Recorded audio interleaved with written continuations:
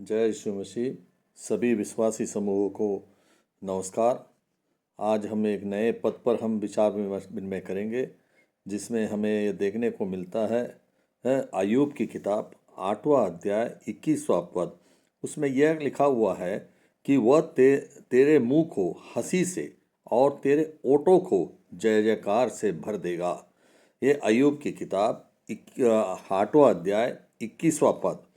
इसमें इस प्रकार लिखा है, यह वह तेरे मुंह को हंसी से और तेरे ओठों को जय जयकार से भर देगा। यह हमें अय्यूब की किताब के बारे में हम जब जाते हैं तो उसमें हमको ये देखने को मिलता है साथियों कि अय्यूब जो है एक ईश्वर विश्वासी व्यक्ति है।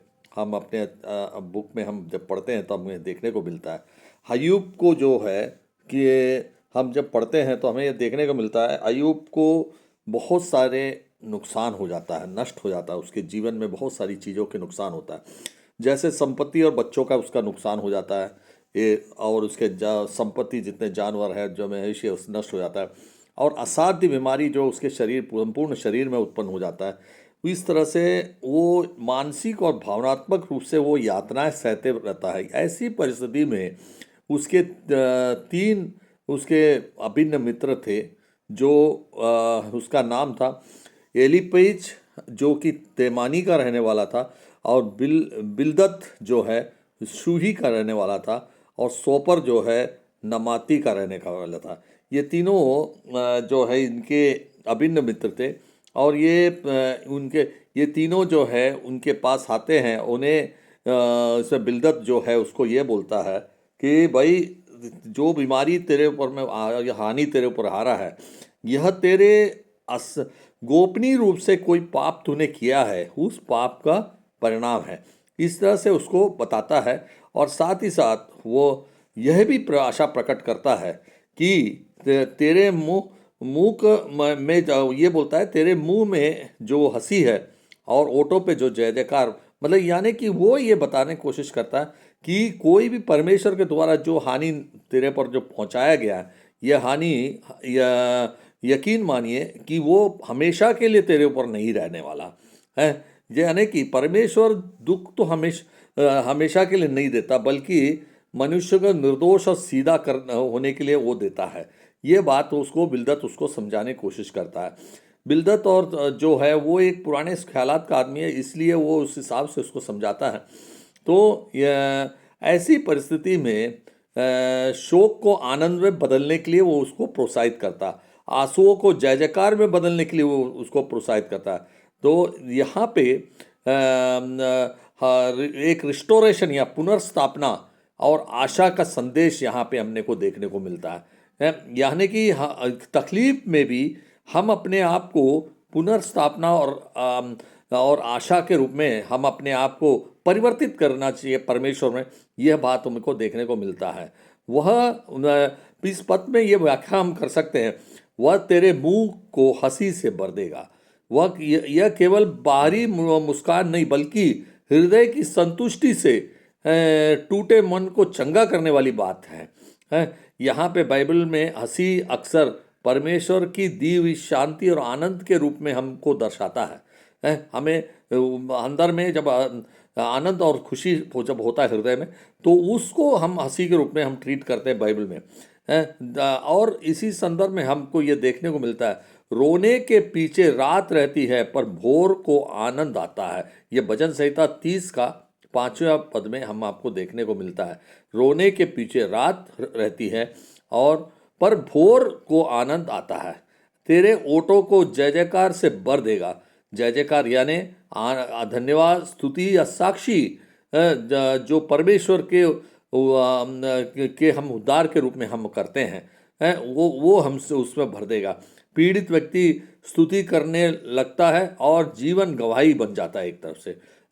हम यहाँ पे देखते हैं, यहोवा ने हमारे लिए बड़े काम किए हैं, हम आनंदित हुए हैं।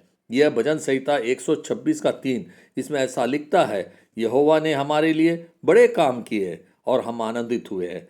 ये चीज़ें जो है हम लोगों को यह दर्शाता है कि हम जो है अपने जीवन में कठिन से कठिन परिस्थिति में भी हम अपने आप को नियंत्रित रखते हुए यहोवा के साथ में हम जुड़े रहेंगे तो हमारा मानसिक संतुलन हमेशा बने रहता है। और वचन सिद्धांत के रूप में सत्य है। और पर विल्दत की समस्या यहाँ पर यह है कि उसने यह मान लिया कि अय्यूब का दुख उसके पाप का परिणाम है। या कुछ लोगों को यही होता है कि हम में जो तकलीफ होती है तो वो पाप का परिणाम मान कर उस पर दोषारोपण लगाते हैं। उसने वही स्थिति बिल्दत के रूप में भी हमको देखने को मिलता है। उसने परमेश्वर की स्वतंत्रता और रहस्य को सीमित कर दिया। अय्यूब की पुस्तक हमें सिखाती है कि हम दुख का कारण पाप नहीं होता, कभी कभी धर्मी व्यक्तियों की परीक्षा से उसको गुजारने के लिए भी यह जीवन जीना पड़ता है। जो धर्मी व्यक्ति होता है, अय्यूब एक धर्मी व्यक्ति था, वो उसको शैतान ने ऐसा घेरा कि उससे उसकी धर्म की परीक्षा ली जा रही है, वो कितने कड़ा है इस बात को हमको देखने को। और इसीलिए परमेश्वर कुछ समय के लिए उसे छोड़ देता है।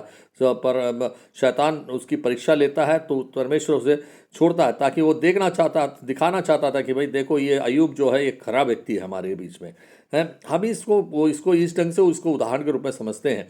रोते बच्चे की कहानी एक के रूप में हम देखते हैं कि एक बच्चा डॉक्टर के इंजेक्शन से रोता है और माँ उसे गोद में लेकर मुस्कुराती है।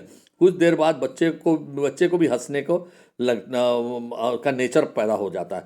क्यों? वो इंजेक्शन लेता है तो उसमें तो उसको दर्द देता है, लेकिन माँ उस खुश रहती है क्योंकि वो इंजेक्शन से उस बच्चा जो है की बीमारी से वो निजात पाता है। उसी प्रकार हम दूसरे एक उदाहरण हम देखते हैं।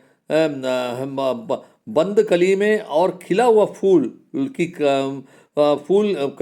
में फूल दिखाई नहीं देता। क्या होता है कि हम जब कली के रूप में रहते हैं तो अंदर में कौन सा फूल है, ये कली के रूप में जब रहता है, बंद रहता है, तो हम उसे नहीं देख पाते हैं। पर समय आने पर वही कली सुंदर फूल बनकर हमारे सामने खिल जाता है।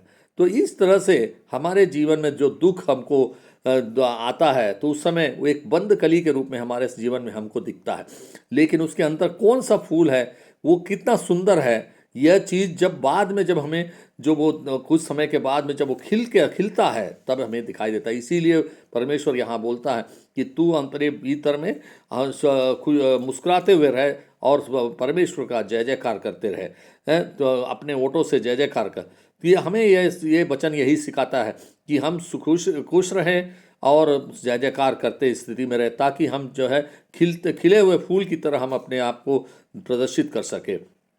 यहाँ पे हमको यह भी देखने को मिलता है, एक और उदाहरण से हम देख सकते हैं कि कोई विश्वासी जो है कितना ज़्यादा रोता है, तकलीफ में रहता है, लेकिन फिर भी वो रोया नहीं। तो उस समय उसको परमेश्वर के सामने उसकी परीक्षा में वो अपना अनुभव से वो खरा उतरने लगता है। और उसकी जो जीवन स्तुति जो है पूरी तरह अंत में उसकी बदल जाता है। तो इस तरह से हमको देखने को मिलता है कि हम अपने जीवन में एकदम फ्री होकर हम अपने आप को जीवन में कठिन परिस्थितियों में भी उसको चैलेंज को स्वीकार करने की स्थिति में हमें रहना चाहिए। परमेश्वर जो दुख का अंतिम अध्याय यह नहीं लिखता कि आंसू अस्थायी है और आनंद स्थायी है। हमें यही महसूस कराता है कि हम जब भी कठिन से कठिन परिस्थिति में जब हम जब उससे जूझते हैं और उसके बाद जब हम खुशी महसूस करते हैं जो परिस्थिति दुखद परिस्थिति से, तो हमें यही महसूस कराता है जो आंसू हमारे जीवन में आया है, जो कठिनाई आई है, वह जो है एक अस्थायी रूप से आती है और एक आनंद जो आता है वो स्थायी रूप से आता है। सही समय पर परमेश्वर हंसी हमें लौटाता है। जब हमें तकलीफ होता है वो हंसी के रूप में परिवर्तित करता है, तो समझ लीजिए वो सही समय पे हमें लौटाता है। जो प्रतीक्षा होती है हमारी, जो कठिनाई की प्रतीक्षा होती है, वह हमारे विश्वास की परीक्षा के रूप में वह हमें लेता है। हम इसीलिए यूहन्ना 16:20 में हम यह देखते हैं कि तुम्हारा शोक आनंद में बदल जाएगा, यदि आप चाहे तो मैं इसी मतलब ये जो है हमें हमारे शोक को बदल कर वो जो है हमें एक खुशी का आनंद प्रदान करता है। ये तो क्योंकि फिर से यूहन्ना के 16 पद में 20वें पद में ये लिखता है, तुम्हारा शोक आनंद में बदल जाएगा। ये आनंद में बदलने का समय है। और हम आज यही इस अध्याय से हमको ये समझ में आता है कि दुख का जो घड़ी है हमारे जीवन में कई बार आता है, हमें परेशानी होता है। तो उस समय अयूब को जो परेशानी हुई, उस परेशानी से हम ये महसूस करते हैं, इतनी कठिन परीक्षा में वह आने के बाद वह जो है उसमें से अपने खुशी का जीवन भी उसमें से देखता है। इस तरह से वो शैतान की परीक्षा में से वो खरा उतरता है। तो यही हमारे को सिखाता है यहाँ पे वह हम अयूब की किताब में 8वां अध्याय 21वें पद में, वह तेरे मुंह को असीर से और ओठों को जय जयकार से भर दे। यह हमारे जीवन में ये स्थिति आ जाए और इस स्थिति से हम अपने जीवन को परिवर्तित कर सके और हमारे हम निजी ज़िंदगी में, सामाजिक ज़िंदगी में हर तरीके से हम इसको उपयोग करके हम अपने आप को बदल सकें और हम निश्चित रूप से इस कठिन परिस्थिति से हमारी परीक्षा में हम परमेश्वर की परीक्षा में हम खरा उतरें, यही आशा करते हुए ये वचन हमारे जीवन में उपयोगी रहे और हम उसमें से हम ज़्यादा से ज़्यादा अनुग्रह प्राप्त कर सके और शैतान की शक्तियों से हम उसके उस परीक्षा को हम जीत पाएँ, यही आशा करते हुए मैं अपनी वाणी विराम देता हूँ। और जय यीशु मसीह की।